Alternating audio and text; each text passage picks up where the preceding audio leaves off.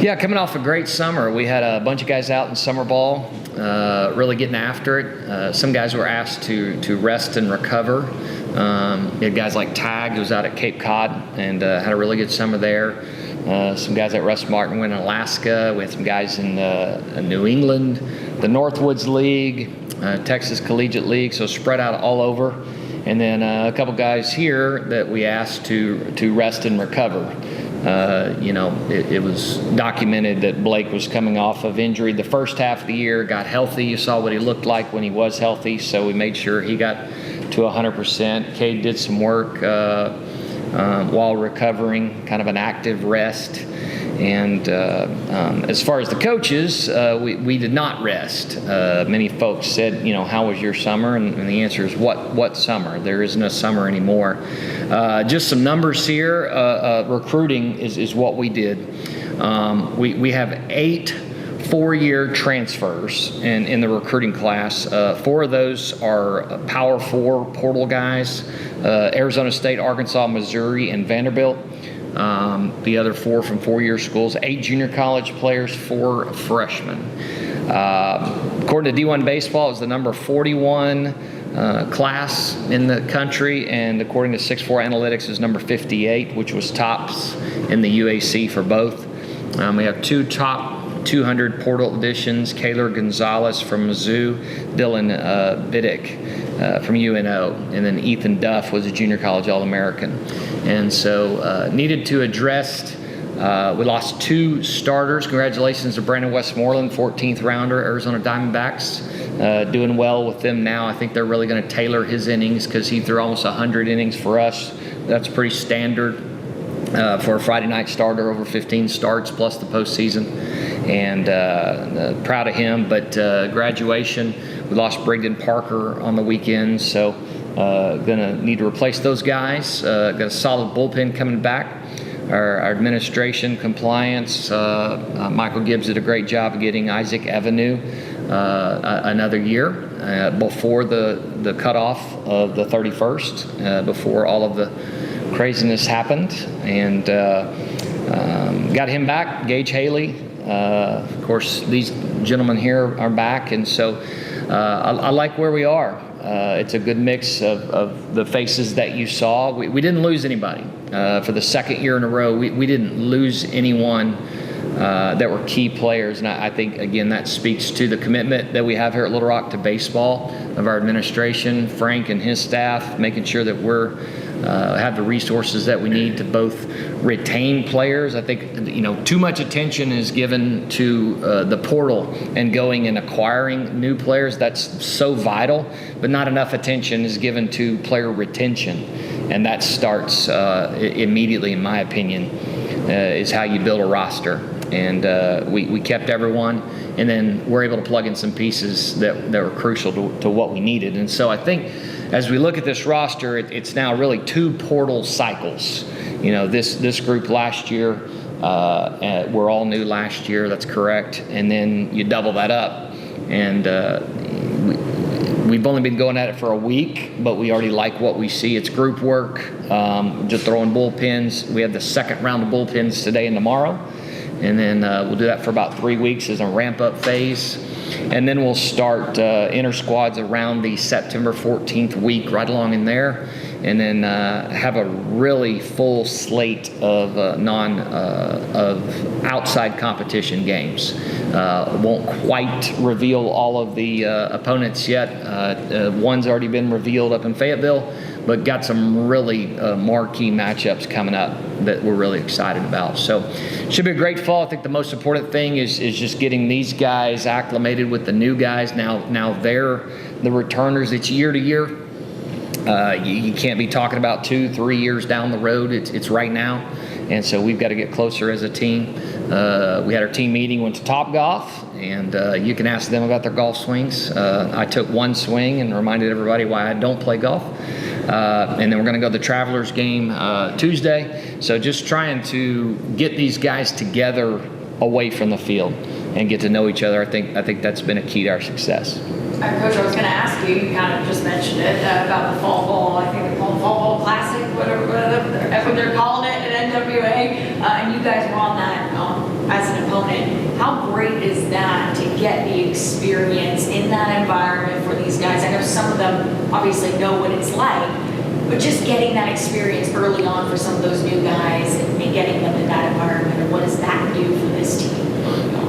Yeah, you go back a little history reminder. In 2019, it was the first in-state competition game out there at Gary Hogan Field, and Coach Van Horn brought the team down, and so that was a good event for the community. It was good for baseball in the state of Arkansas.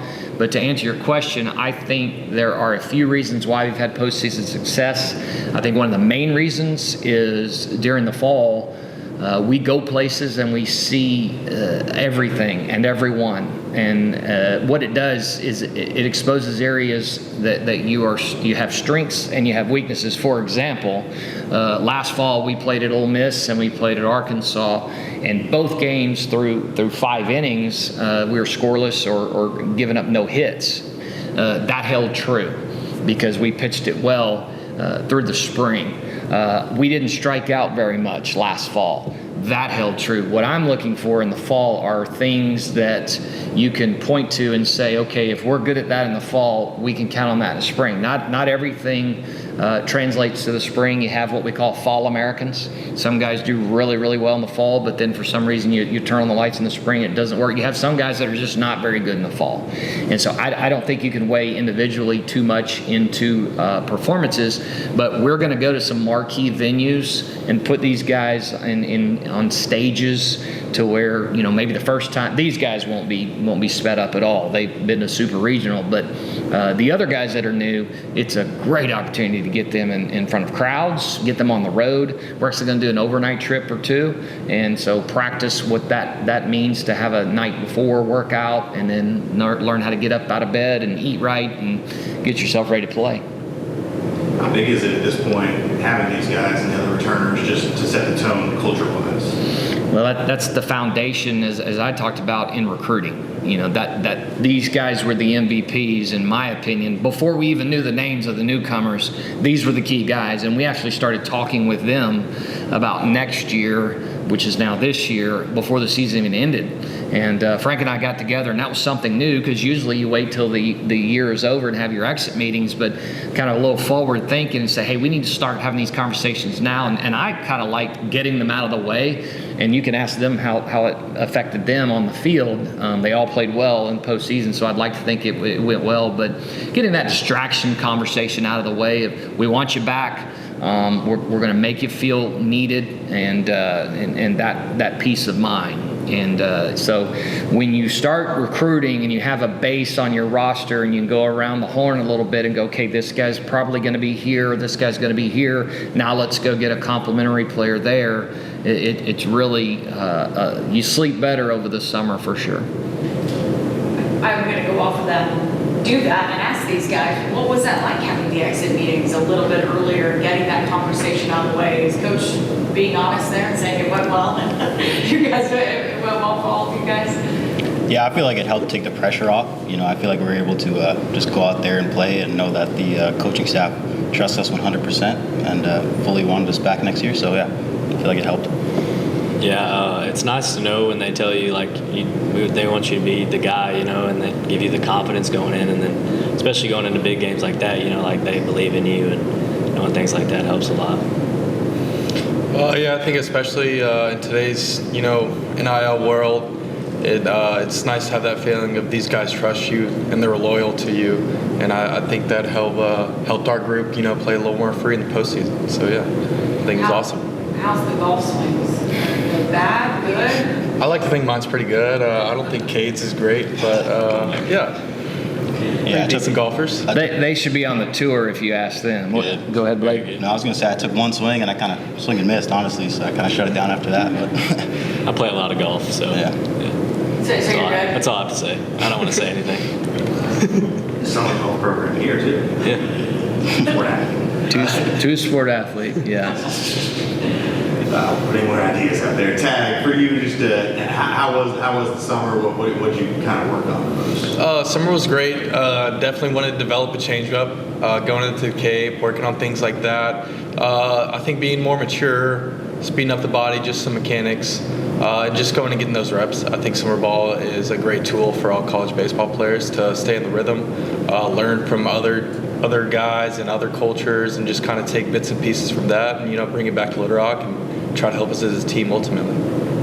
We had about 9 or 10 guys come in the summer voluntarily and work on their own. Isaac Evanue, I don't know if you've gone out on social media on Instagram and followed his, for lack of a better word, just metamorphosis, just totally committed himself to being the best athlete he can. He's got some new life, thought he might be done, now he got another year. And guys like him had big-time summers. Bronzini, that's the most he had ever thrown last year, and so he was able to rest his arm. Some of these guys were able to take a break a little bit. Tag, needed to build up the innings there in the second half. But we had about 9 or 10 guys and some new guys that volunteered to come in early, and I think that speaks really highly of the new players. Coach, I'm curious because you kind of touched on it just a little bit there about the craziness that we're in with college athletics right now, and it's just hard to keep up with, and all the different changes that are going on in every single league and overall. How is that affecting the baseball world? Because a lot of people have even asked myself, they're like, oh, they're saying former NFL, NBA, WNBA players, because we're seeing those athletes try and jump back into college. Right. It could also trickle over into the baseball world too, right? Where we're maybe seeing some guys who, I have another year, I can play another year, and maybe things aren't working out with them where they're playing. Do you see that going down the line and being affected, or do you not? I think, Courtney, our calendar, first of all, we get to go last. And so we kind of let everybody else be the guinea pig, and we watch and see how those situations plays out. Baseball is unique in that you don't declare for the draft. Everyone is automatically draft eligible, and so there's no really paperwork to sign or pen to paper or anything. And typically, if our guys get drafted, they go and they sign and they make that decision before school starts. And so it's not going to affect baseball the way that it does the other sports. Been asked that by a couple of people. Why don't we see baseball conversations with football and basketball? Because you don't really have an overlap there. It happens over the summer. Guys decide they're going to sign or they don't. And then they're coming back. And pretty much everybody, as shortened as the draft is, down to 20 rounds, and the opportunity, how difficult it is, that they're going to go. And once they sign, there is no making the team, unlike NFL, where they trim the rosters down to 53, whatever the number is. You correct me, but with baseball, I think it's pretty cut and dry. You get drafted, you're going to stay. You don't get drafted, you're coming back to school, or you graduate. And so I think that's kept it clear on the baseball side, and I don't think we're gonna get into that as much. Yes, sir. Caden, Blake, you feel rested now after the summer? Yeah, for me, I did a lot of resting, and I worked on a lot of mobility. I'm kind of a super tight athlete, so I was kind of trying to work on that a little bit. And I also have been just working on the mental side of the game, just kind of learning how to stay positive. And when things don't go too well, just kind of stay on that line, Yeah, absolutely. I kind of just was trying to get in a little better shape. I had a little weight in the season that I didn't want, and tried to lose that a little bit, and try to get a little more bat speed, hit for a little more power this year, hopefully. So, Coach, we got a ways to go before we get into conference play, but just looking at the UAC, what do you expect from it as a baseball team?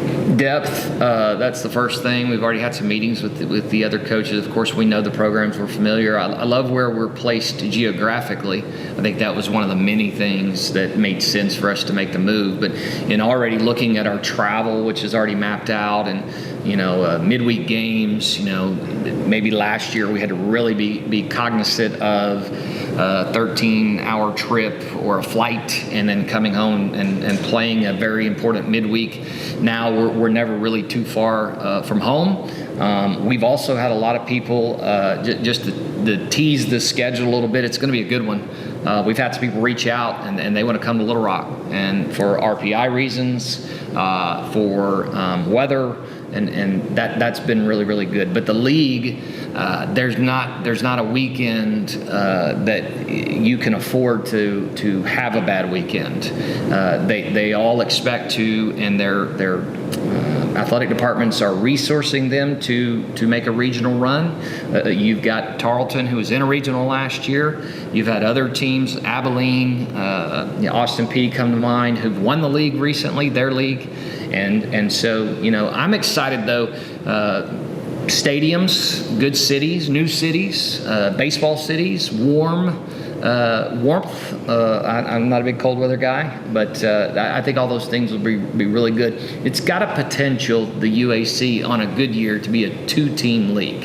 If we have a team that is a 40 to 45 win team with some really good RPI wins in there, and then maybe somebody different wins the tournament, then maybe that 45 win team, their RPI with a deep run in the tournament could carry them into an at-large bid, and then the tournament winner would also get the automatic bid. But I think we're in a league that could have that. But I also don't think that the RPI of the bottom of the league is going to pull you down. And it's good baseball, good for recruiting with the Texas schools. We recruit a lot of Texas, and to these guys that are from that area, they like playing over there. Good. Thanks, guys. Thanks. Go Trojans.